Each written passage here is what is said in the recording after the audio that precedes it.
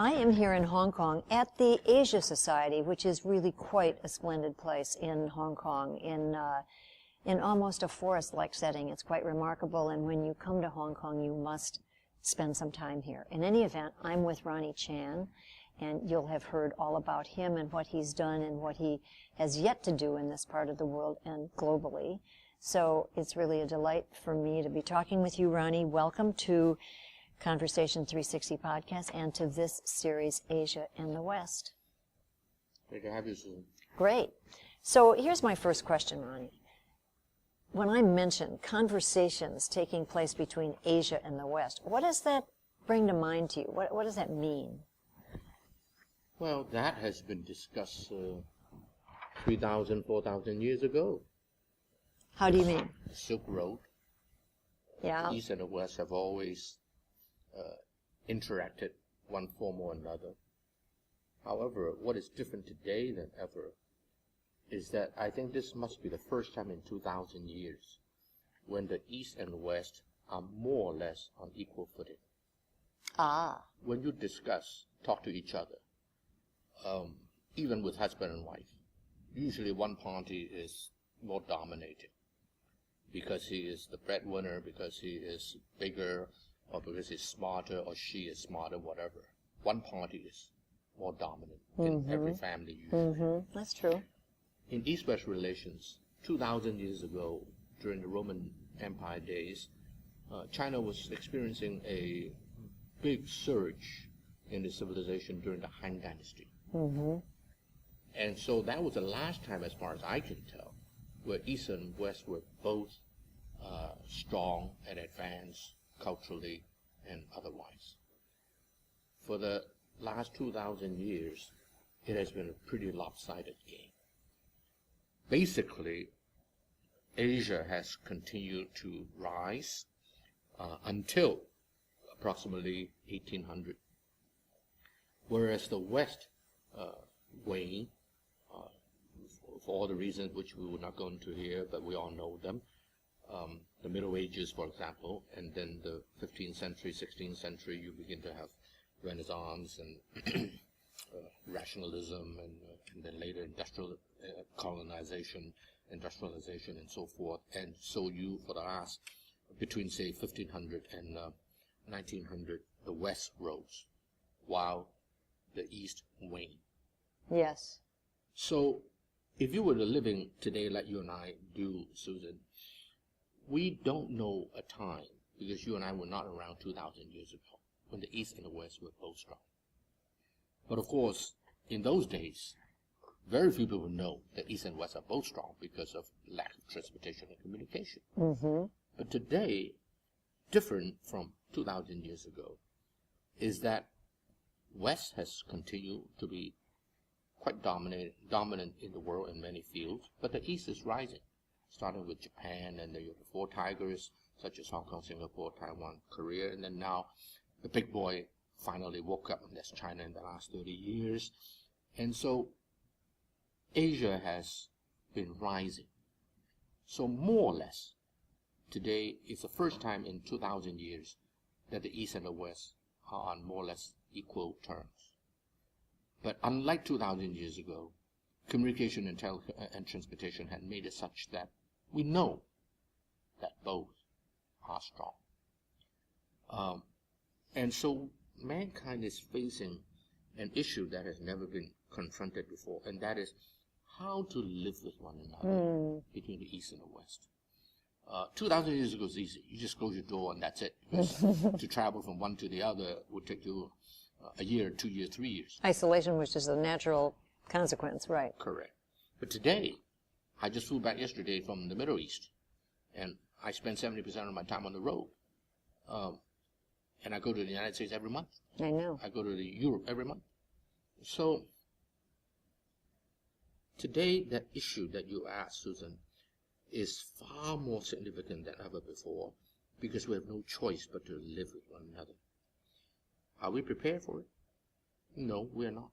Well, having said that, and what a great way to really put it into historic context, my next question would be, so we are aware of each other's strength, but how well does the West understand what's happening in China? What do they know about China? Is it understood?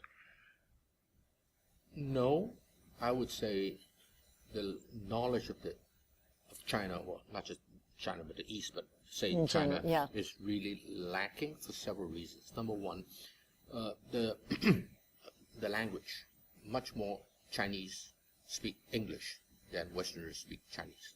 I'm aware of that. In Number fact, one. I understand, by the way, that there are more people in China studying English than there are English-speaking people in the world. You may well be right. It's amazing. Amazing. So that's one. So language is one. The other one is the Western civilization is basically a much more open one. You are what you are, and you speak what you have in mind. Whereas the Asians, and not just the Chinese are not the worst. Mm-hmm. Some other Asian people, from all the way from Japan, Korea, China, all the way down to Indonesia, the Asians don't always say what is on their mind. And they say, and even if they do say it, they say it in such a way that you really couldn't figure out.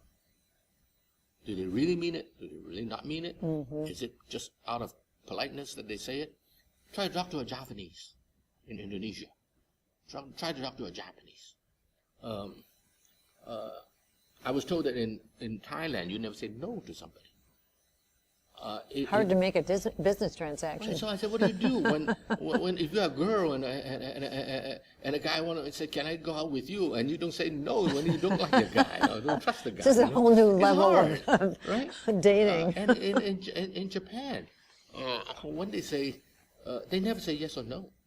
When they say probably, that means yes. When they say possibly, that means no. Mm. Right? So the Chinese is in fact in that regard not the worst. But nonetheless, whatever it is history, it's culture. You have to respect them. And that's just the way they are. And so it is far more difficult for the West to understand the East. Now, you thought there was a third thing, though, or did I miss one? There are many things more. One thing is the history. History. Mm. The West, as Henry Kissinger often say, was living in caves. It's true. When the Chinese was a very advanced civilization. And so history does play into one's mindset. Why is America so strong today? Because it doesn't have history. You don't need history. You can have a plain piece of paper and start all over again. Of course, on the basis of whatever was there in Europe at the time, 200 some years ago. And they don't have the package of history. So they can really grow very, very fast and become very, very successful and powerful. Whereas the East is steeped in history. It has historic baggage, but on the other hand, it is also good. Like everything else in life, there's some good aspect to it and some bad aspects of it. And so the Chinese, for example, look at things and think far more longer term, whereas the West is far more pragmatic. Of course, you have the religion aspect of it as well. Mm-hmm. The West is very black and white because of the Judeo-Christianity background. It's heaven and hell, salvation and perdition, God and devil, everything is black and white. Whereas in the East, everything is much more gray. Among other reasons, relationship means a lot more to the Chinese. And in a big family, you have to know how to play it, so to speak, among the siblings. And so the Asians can live with a lot more uncertainty. The West keep asking for an answer, yes or no. And the Asians, from the Japanese to the Koreans to the Chinese to the Indonesians, don't like to give answers such as yes and no. And so these are all reasons why I think the West is having a hard time understanding the East. I think that it's a lot easier for the East to understand the West. The West is a much more open system. So having said that, Has the conversation or have communications changed over the last several years? Has technology shifted this at all? Has there been, what's different now than, say, a decade ago or even 5 years ago? I sense that there's a difference. There is a difference, absolutely, because of technology. But that said, let's not underestimate history. Technology, let's talk about a positive side of it. Technology, today, I remember 20 years ago, an American friend from Minnesota visited my family with their children. We sent the boys upstairs after dinner, and within 10 minutes, they're best of friends because they all play the same video games and, you know, watch the same TVs and as the same songs. So technology has that aspect of it. But if anyone were to think that technology will be able to negate 4,000 years of history and culture, then I'll say you are really, really naive. Well, additionally, it seems to me that it appears to make less important the actual requirement of face-to-face connection, whereas to me, I feel it's probably never been more important. Correct. I agree with you. We think that we understand each other because we've been emailing each other for a long, long, long, long time. But nothing replaces the physical person-to-person, sit down and talk. About 15 years ago, 20 years ago, I served on the board of a British company, a bank. And once in a while, I couldn't attend a meeting. Then, you know, there's about 8 years. So I said to the chairman, can I, you know, once a year or at most two times, just do Phone? Video. Video so you can conference. see me. Mm-hmm. And after trying it out for 2 times, the chairman came in and said, Ronnie, I think it's much better that you physically attend. Okay? It's true. I was always attending anyway. It's only in very, very rare You're cases. you're in the room, but you're not in the room.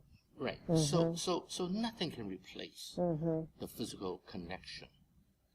So we need more and more of that, clearly. In fact, more than ever before, as you well said earlier. Well, it seems to me when you look at China, just taking China as an example, we know that the Chinese are very intent on education, and many of them have sent and are even in the middle classes attempting to send their kids to school elsewhere to enrich their education, which is not so true in the other direction. Other direction meaning? Meaning Westerners. Nobody says, gee, I want to make sure that my kids go to school in Beijing for college. It's just, we're not there. We're not at that place yet. But I'm interested especially in what's happening within China because we know that there is great innovation taking place. And yet people have said, well, it's sort of surprising because lower education is done through rote learning and that doesn't inspire independent thinking. And yet somehow there are great things and innovative things coming out of China. Is that homegrown? Is it because of these kids being sent away and they come back? Is it expats' influence? Where is this coming from? Well, first of all, what the West said that you repeated just now, much of it is true, it's correct. But to make that simple statement into the complete truth is very dangerous. Of course. 10, 15 years ago, I told my friends, I said, you watch it. The future wealthy of China are those who have never been to the West. Ah. Now, that is not to negate the importance of those who did go overseas. If you were to look at the last 100 years, if not 150 years of Asia's history, they have always sent people to Yale University, for example, Exactly. and many others, Oberlin and wherever else. And so they come back to Asia, they come back to China, and they become influential, technical people that contribute greatly to society.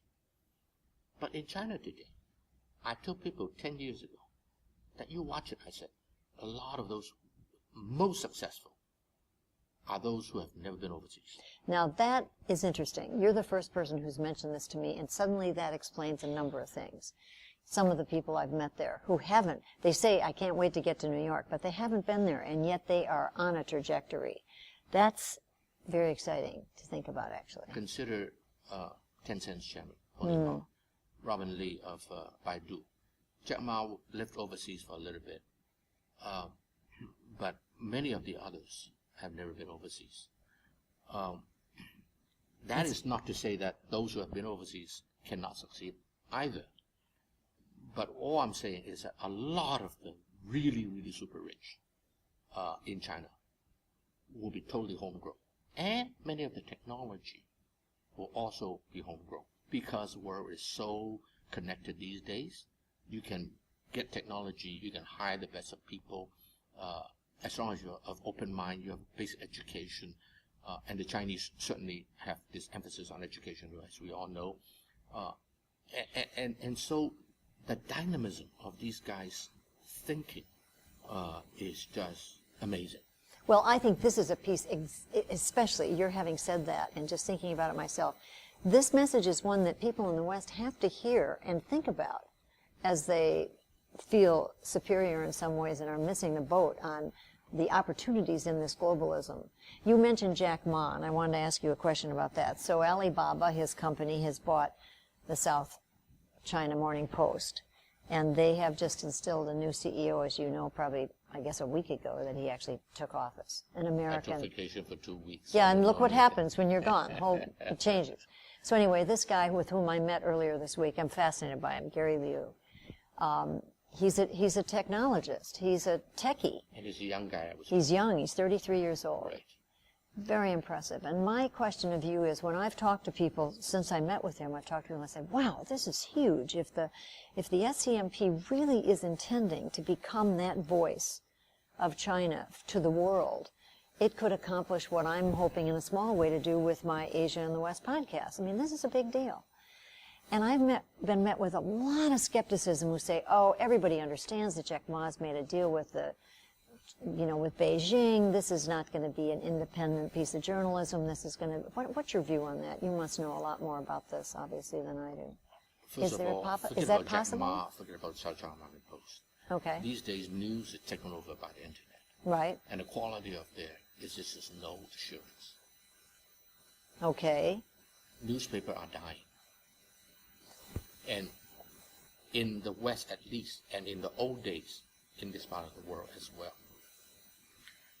Say Taiwan, for example. In the old days, they have 2 newspapers groups that are really quality. But now there's almost none. In America, all the newspapers are dying. But at least in newspapers, you have some standard of journalism. Whereas on the internet, you got none. And how do you, I don't want to use the word control, but how do you ensure quality and more or less accurate, or honestly accurate and educated views on the internet? It's a thing that mankind has yet to figure out. Well, I would push back a little bit on what you said about, I mean, you're right about, in general, that the newspaper business is dying. Certainly people aren't buying paper. But there are some examples, and they're still trying to figure it out, but the Times in New York and the Washington Post and a few others are because they have gotten savvy, finally, about the web, are pushing things in the internet that is pretty impressive because they're able to retain some of their great journalists to do that.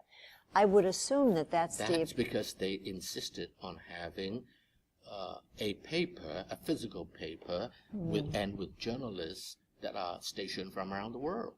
Right. But even then, that number has been cut. Yes, you're right. So what does that say about SCMP? Is that possible? Could they be? First of all, SCMP is never a place that I read to learn about China. Sorry, Susan. Those who don't read Chinese have no choice but to read Hong Kong newspaper, and South China Morning Post is the more credible one in the English language.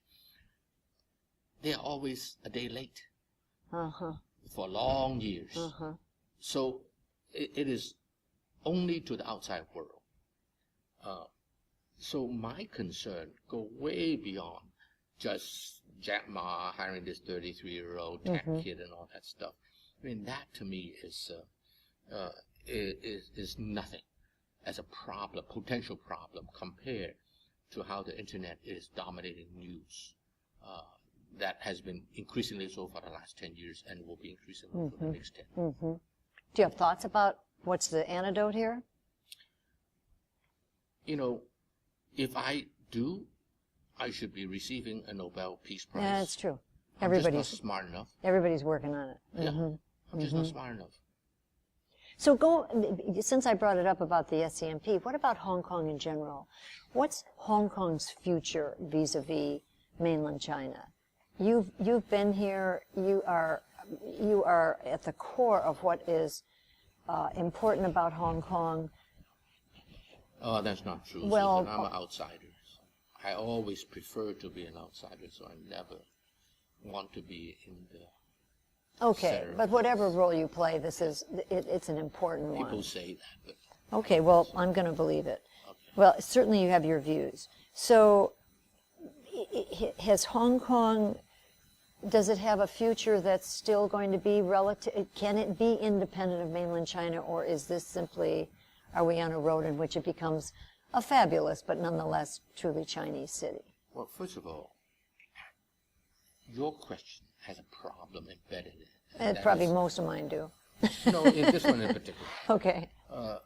We'd be different from the mainland China, assuming that there's something wrong with China.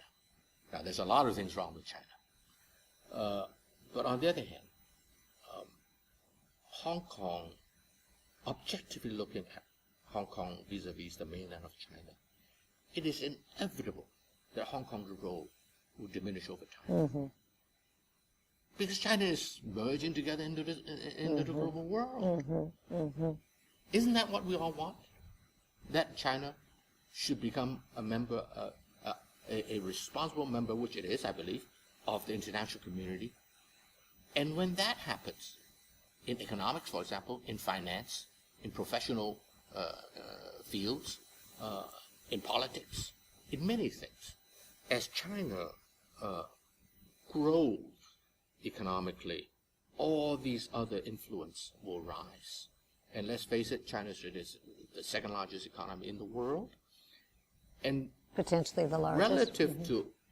relatively speaking, is the role of Hong Kong will diminish even if we do the absolute best job possible, which no government does. But even if we do, you cannot prevent China from being integrated into the global community, starting with economics, but more gradually also politics and many other fields. So Hong Kong people should understand one thing. That is our importance, our significance to the mainland of China will inevitably diminish even if we do the absolute best job. If that is the case, that means China is doing the right thing. China is integrating into the rest of the world. Then, I never put a hat as a Hong Konger on, although I love Hong Kong. Putting a hat on as a global citizen. Well, that's the wonderful. key. That's the key. That's wonderful. That's what I want my kids to be. I think everybody well, I shouldn't say everybody. We have a lot of people that don't understand globalism, that think that somehow we can go back to what you talked about several thousand years ago, which of course is not going to happen. But I think your perspective is a fascinating one, and it's important to really contemplate because it influences the way we go about how we look to the future. My view about this next century is if we do it right, this should be the century of collaboration. No country is big enough to do any of this stuff by itself. Now, it sounds like you're pretty bullish about mainland China. Your optimism is based on what drives it the most about where it's going and how it can have this. Let me first give a caveat to whatever we were saying before. Let's not get our own optimism overly so. Because I'm a believer of human nature. At the end of the day, human nature will trump everything, including technology.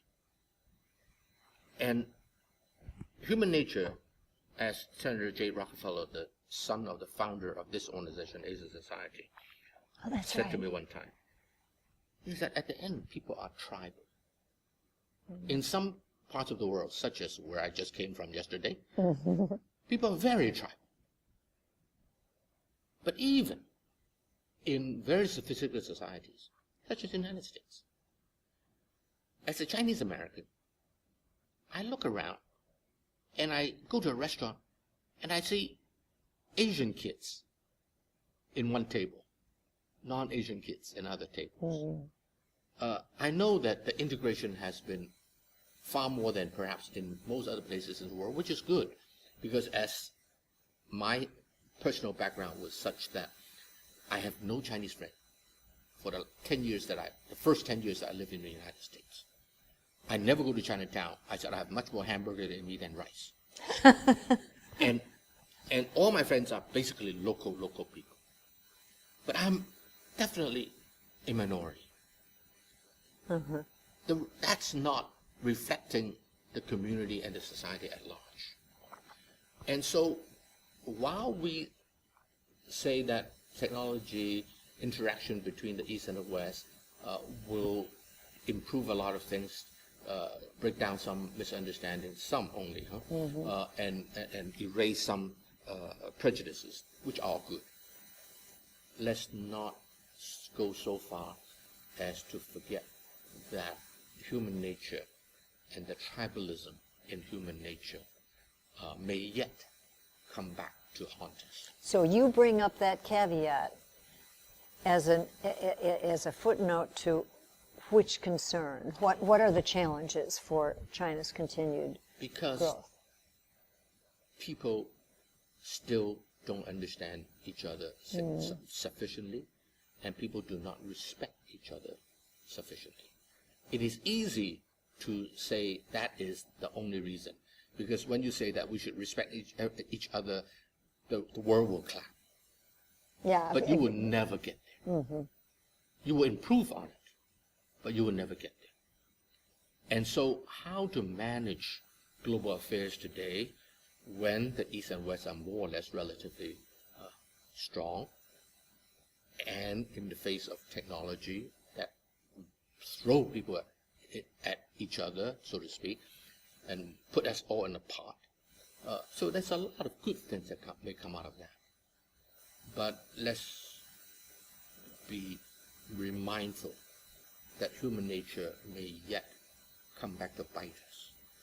And so the need, you may say, is huge in order to better U.S.-Asia relationship, or East-West relationship, or China-U.S. relationship. And for the last 28 years, I've devoted my life a lot of time to doing exactly that. And I think that I've watched a lot of things happening in the world, and East-West Asia Society, for example, is, I think, doing its part. Indeed. I used to serve on the board of East-West Center in Hawaii. Many other organizations are all contributing. But that said,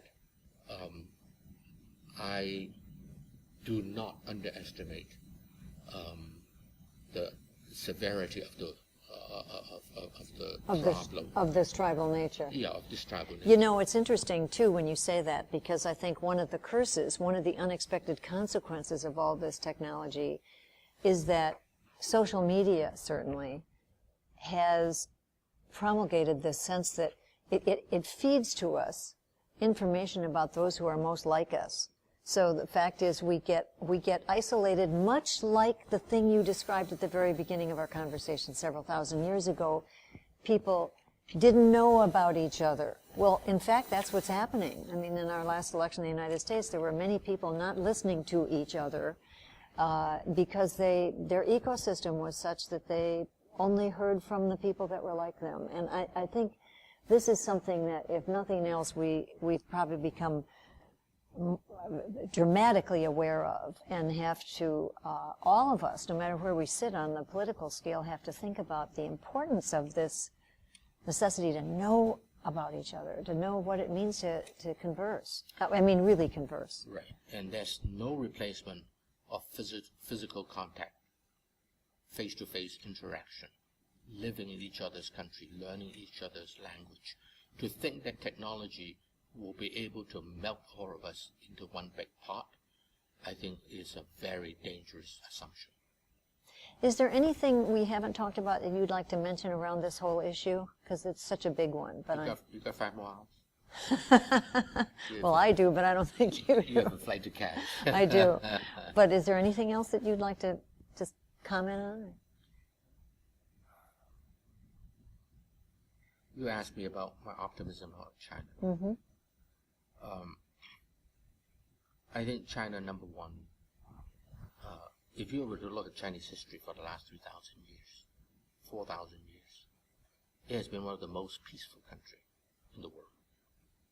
It is, as a professor from MIT, a Caucasian gentleman by the name of Lucian Pai, P-Y-E, his name sounds Chinese, he's not, once said, I respect him very much, unfortunately he died.